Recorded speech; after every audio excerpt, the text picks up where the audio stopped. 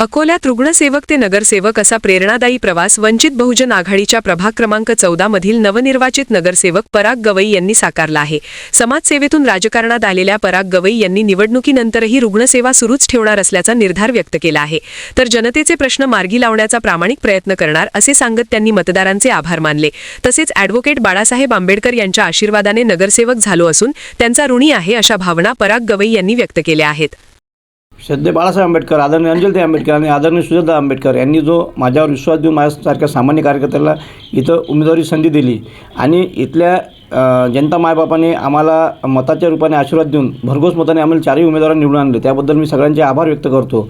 त्याचप्रमाणे इथले वंचितचे कार्यकर्ते, नेते, ज्येष्ठ नेते, महाराष्ट्र प्रदेशचे सगळे पदाधिकारी, जिल्ह्याचे नेते, पदाधिकारी, कार्यकर्ते यांनी जोमाने ही निवडणूक अंगावर घेऊन निवडणूक लढवली आणि यश संपादन केलं। प्रत्येकाला असं वाटत होतं की हे श्रद्धेय बाळासाहेब आंबेडकरांनी उभे केलेले उमेदवार म्हणजे श्रद्धेय बाळासाहेब आंबेडकर आहेत। त्याप्रमाणे प्रत्येकाने समजलं की आम्ही स्वतः नगरसेवक आहात। याप्रमाणे निवडणूक अंगावर घेऊन कार्यकर्त्यांची निवडणूक जिंकून दाखवली।